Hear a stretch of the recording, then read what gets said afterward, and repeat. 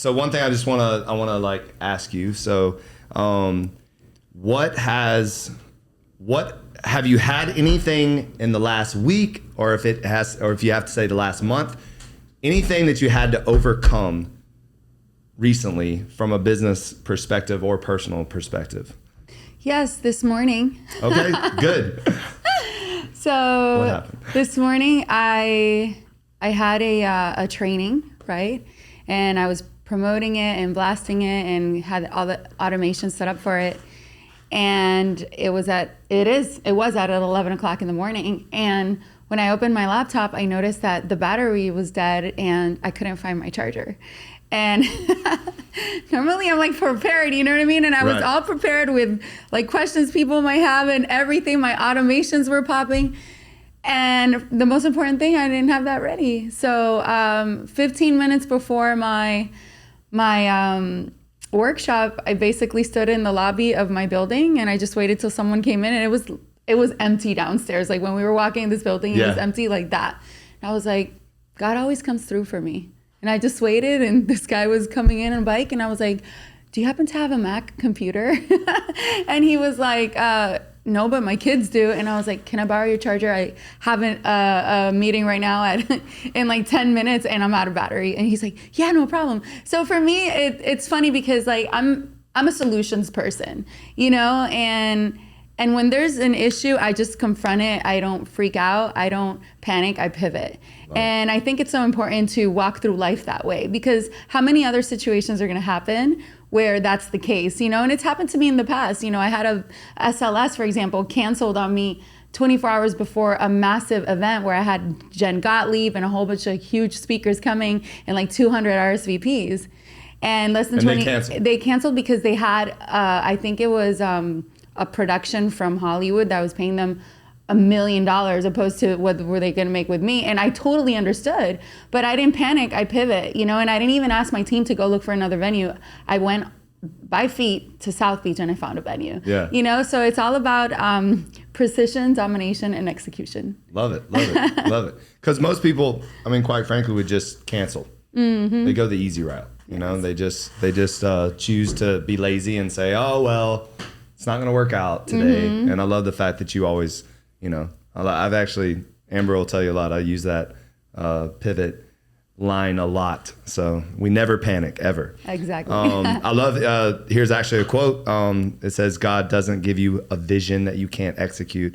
Whatever you feel passionate about, go out there and find a way to make it happen. And that's exactly what you just said. So I love that. Absolutely.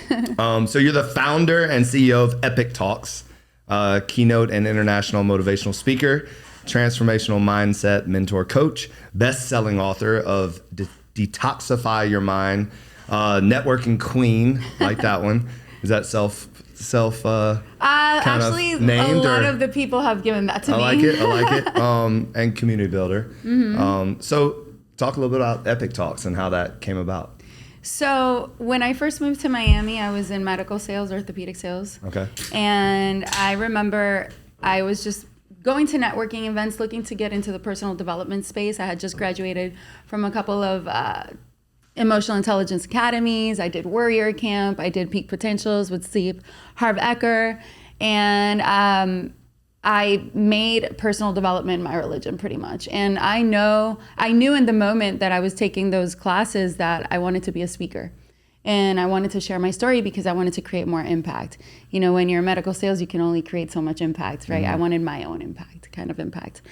And I was walking over the bridge in Brickell and I was thinking to myself, man, I think I'm going to leave Miami, because at the time it wasn't what it is now. Right. You know, there wasn't networking events like Epic Talks. It was more like, hey, here's my business card. And what year is this? This was like 6 years ago. Okay. So 2018. Yeah, a lot has changed in 6 years. Yeah. Yep. So then I'm walking over the bridge and I remember, crazy enough, I'm thinking to myself, I was like, well, all these speakers are in Los Angeles, like Lewis House, Alexi Panos, you know, Tim Story. And I think Tony Robbins was there at the time too. Mm-hmm. I'm just going to move over there. But then I had like this little voice that said, well, if it doesn't exist, you're going to create it. Yeah. And from the moment that I thought of my first event to the moment I had it, it was only 3 days. Yeah. So really? I thought of the idea. And I called a girlfriend of mine who's a law professor at the University of Miami. And I said, Alicia, you've been a speaker before in front of people.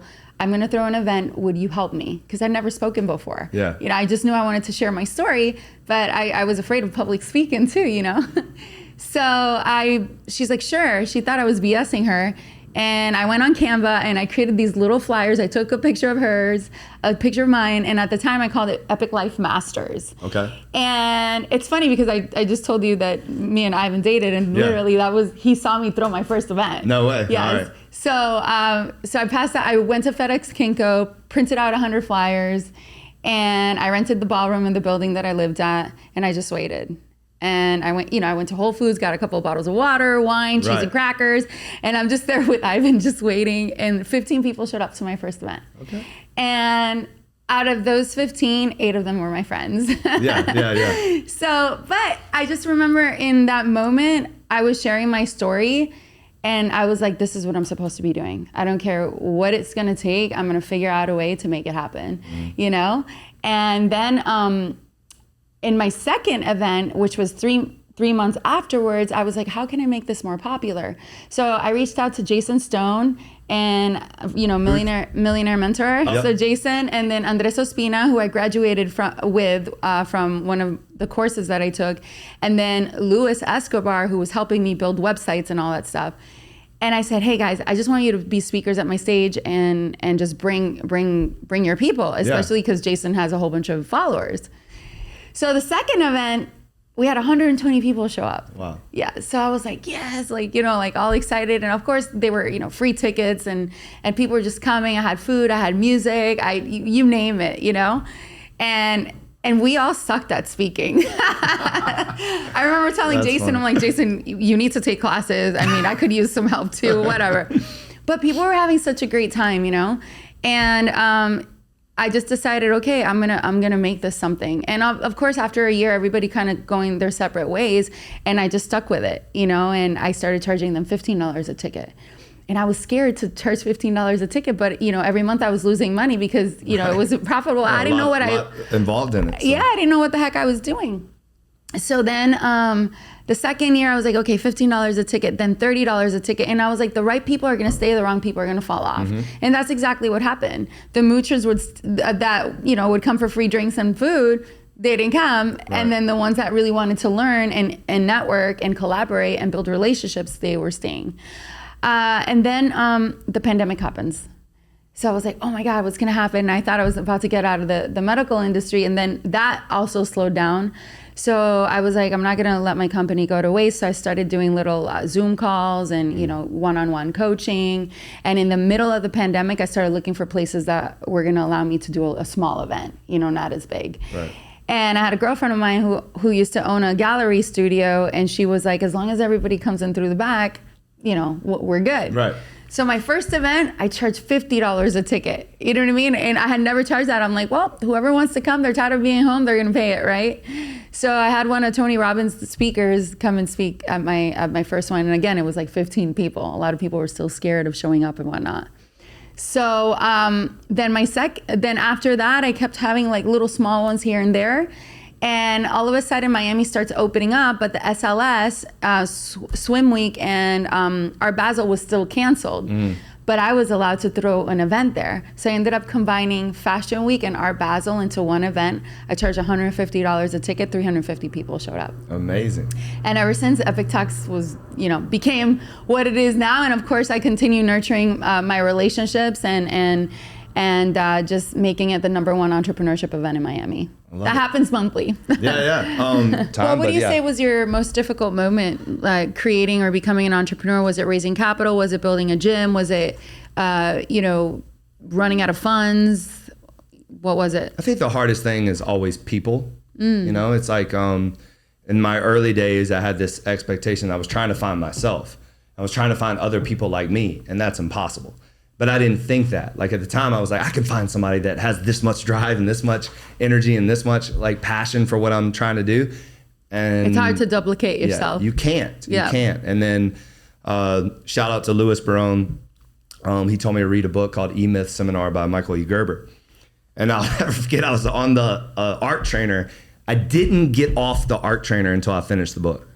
And I mean, I don't even know how long I was on it, but I literally read the entire book on the art trainer. And when I got off, I started creating systems and started writing down everything from basically our 68-page training manual. And it was like not what I do, but how I do it. And that I want it done like this. And I mean, everything to, like almost like a franchise, kind of thing. But then it was, okay, and now I got What book is that again? It's a Michael E. Gerber E-Myth Seminar. He actually has 4. And what's actually interesting is you'll read that one. So that's his first book. And then you read E-Myth Mastery. And that helps you with SOPs? Systems. Yeah. It's all about systems. It's basically like, don't work in the business, make the business work for you. Yes. Don't be if you're a true entrepreneur, you shouldn't be working like 15-hour days. person, like whatever. So you got to get it to where the business is working for you, and it teaches you how to do that. Have you read Rocket Fuel? No. Is it another one? Yeah. Okay, I'll check it out. But I'm definitely I'm a big reader, so yeah. Yeah, I'll check out the ones that you. Yeah, I've read all of Michael E. Gerber's because it's actually really funny because his last book kind of like contradicts a lot of the first book. Interesting. Yeah, because in the first book he basically says like, you can teach a monkey to do anything. So then you shouldn't read the first book, you say? No. Okay. They're still jewels, and it's almost you have to read all of them for it to all make sense. Gotcha. Because all of them talk about, it's a progression. And what I love about it is, because I'm a constant learner too, is that who I was yesterday is not who I am today. Like I should be a different version of myself than I was yesterday, because 100%. I should be always learning, right? Yep. So, what was I saying? I forgot what I was saying. No, I get you. No, sorry. Just basically. It's a lot going on. No, I asked you like, what was the biggest like lesson or your hardest moment? Back to people. So that book, he basically says like, you can teach a monkey anything to do anything if you have the right systems. Yeah. And it was really hard because some people got it and then some people didn't. Then his last book talks about, you have to have extraordinary systems, but you have to have extraordinary people to run those systems.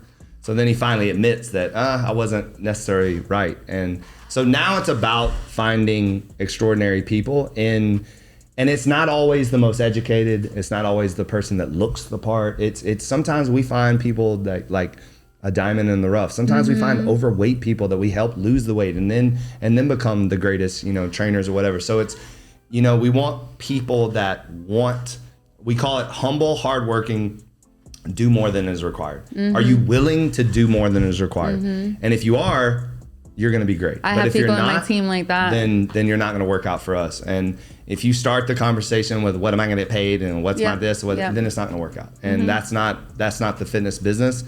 It's not really business in general, So that's been probably the hardest thing. And I've had phenomenal people. I've had crappy people. I've had people that have worked for me for 10 years and then quit. I've had people work for me for, still to this day, so it's people is the struggle.